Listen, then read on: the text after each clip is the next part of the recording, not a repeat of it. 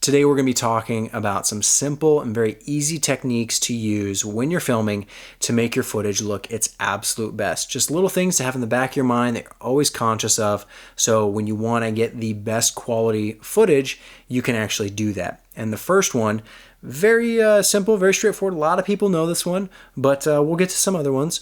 The first one is considering your foreground and your background. There's so many people who just worry about the background and what the background looks like, and they never consider the foreground.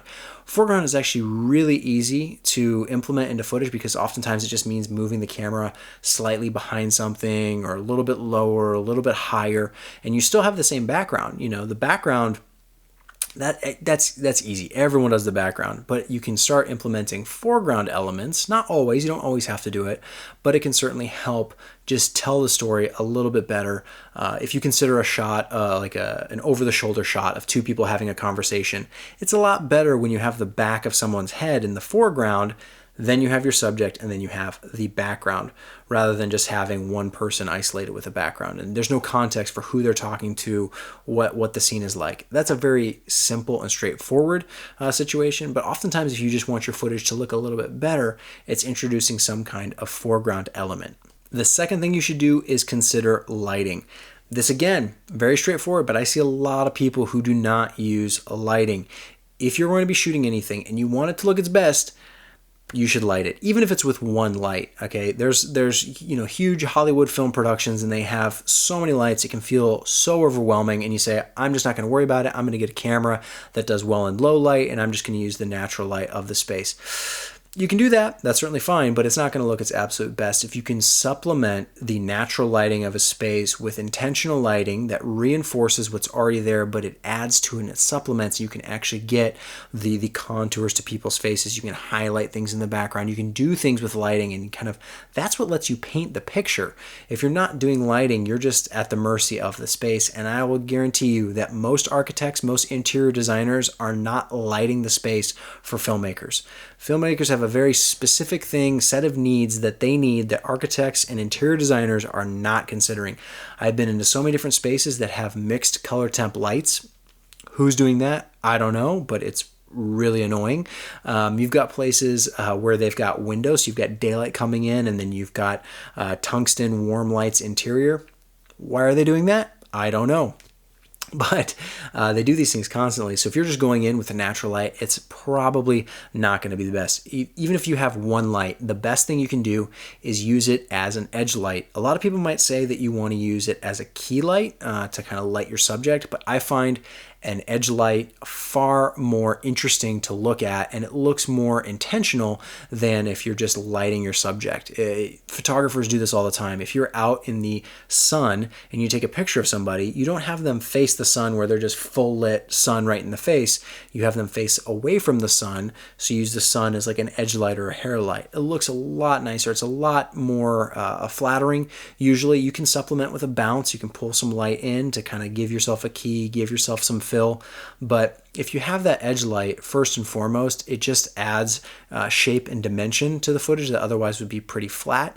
And it's not very often that in real life you would have such intentional edge lighting. So when you do it and you have a reason to do it, it really stands out and can help your footage look even better. You look at food photography or videography, you look at product shots, you look at pretty much anything. There's usually some kind of edge going on. Nowadays, there is more of a modern desire to get rid of the edge light. I think it can make things look kind of flat and kind of boring and kind of dull. And depending on the location, the actors, there's so many different things at play. You can get away without having an edge light. You don't always have to use one. But if you've only got one light and you're looking for a way to just make your stuff look better, the first thing you can at least try out and see if it's going to work is use it as an edge. You don't have to do like a super glowing hair light. That's not what I'm talking about. But just some kind of edge to kind of pop your subject out of that background and just kind of paint the scene a little bit better than if you're just doing no lighting and you just got the natural look of the space, which is, it can work. It can certainly work, but you might want to try using that light as an edge, just for fun. The next thing you should consider doing is adding intentional movement to your footage. This is really easy nowadays. There are so many different tools out there to get your camera moving that are all very cheap. There's, small portable jibs that you can use. We've got, steady cams, glide cams. We've got gimbals. We've got sliders. So many different ways to move a camera now. You can go handheld if you want, but the most important thing is that you're intentional with that movement. It's one thing to just do slider shots all day, and that looks nice, but after a while it gets a little stale, it gets a little repetitive. You can do the gimbal Steadicam shot, follow someone around, okay, but if you're intentional with the movement, it's going to make your footage look 10 times better. It's one thing to just do a little movement to add some liveliness to the footage, but the next step would be having whatever's happening in the frame match with that movement so that the movement feels intentional and purposeful. A great example of this, I think I mentioned before, is the movie Hook, or pretty much any Steven Spielberg film.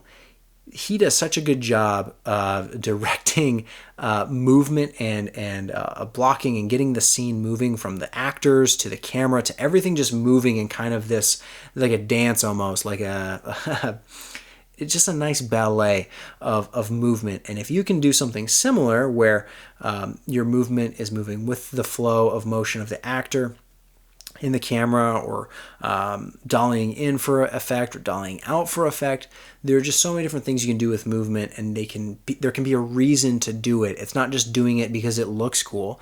Yes, these things look cool and they look better than static shots, but if you take it to that next level and there's actually a reason to do it, it can look so much better. Another really cheap and easy way to get your footage looking better is to use longer focal lengths. Now, wide focal lengths definitely have their place. If you have a location that's awesome, show it off. Show everyone what you're working with. But if you're in a location that's not the best, maybe it's a little bit smaller, maybe it's not that pretty, maybe it's not that interesting, the longer focal lengths will help you hide so much of that your footage can end up looking a lot better than you might have initially anticipated. Again, this is not just like a go-to, like default, just always shoot with long lenses. No, that's not what I'm saying. What I'm saying is if you're in a pinch and you need something to look good versus looking bad and the location sucks, get a longer lens. It's very easy to throw a wide lens on a gimbal or something and do some shots, or throw a wide lens, on a jib and just get you those establishing shots or whatever.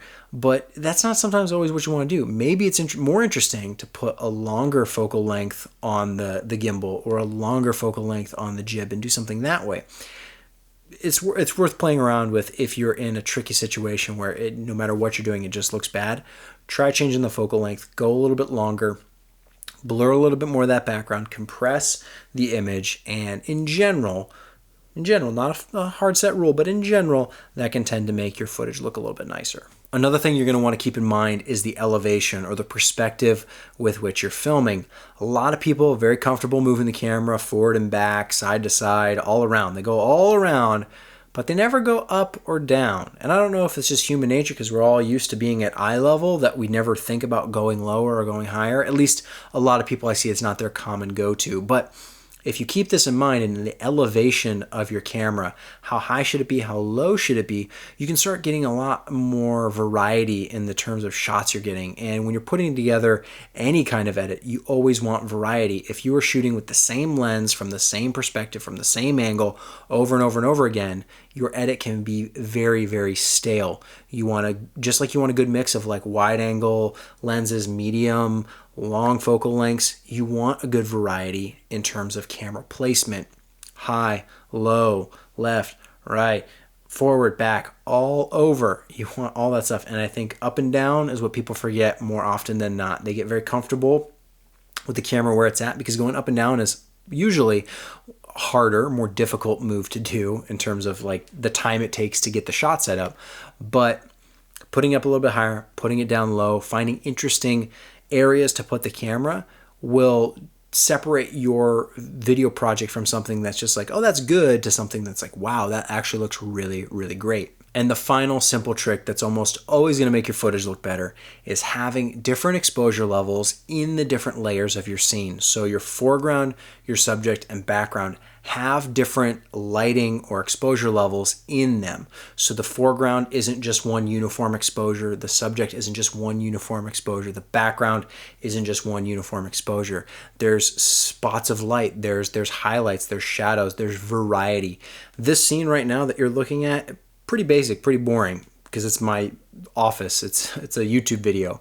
But if you're filming something that you want it to look the absolute best, you want maybe a window back there, or a bright spot of light, some texture, some variety, some separation in each of those layers, so that you're not just stuck with, okay, my subject is properly exposed and my background is underexposed. That's very simple, very easy to do. But it's far more interesting if you've got some texture. If you look at pretty much any movie, any commercial that like looks good, that's an interior house.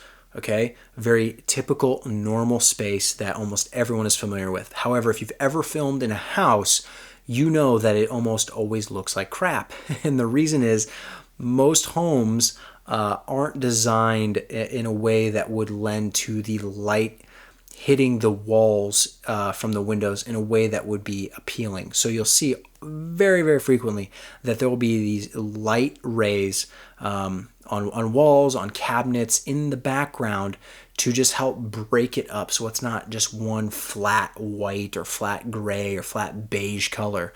There's variety there. And even if it's just like one harsh light where there's a line where it's like a little bit brighter and a little bit darker, it still adds texture and variety that's more interesting than just a flat neutral background in a house. In a kitchen, it's very, very easy to make it look very, very boring, and I assume you want it to look better. So play around with the lighting levels on the different layers of your scene, because if you just go to light the background all one way and light the subject another way, you're going to fall into that spot where it doesn't look that interesting.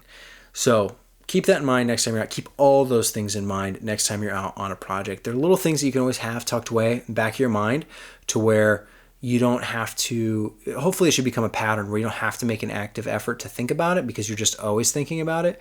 And they can be applied to pretty much any situation or scene. It's not like, oh, you can only use it for horror films, or you can only use it for music videos. These are all things that you can do almost all the time. And in general, they're almost always going to work at making your footage look better, because it's about taking it that next step. It's very easy to buy a camera and point it at something and film it, but it's that next step of thinking through all of these things that are going to help graduate it or upgrade it to that next level. And obviously, the better tools you have, the better footage you're going to be able to capture. But these things are not really tool specific. You don't have to spend a lot of money just to think about how you're lighting, or where the camera's at, or what focal length you're using.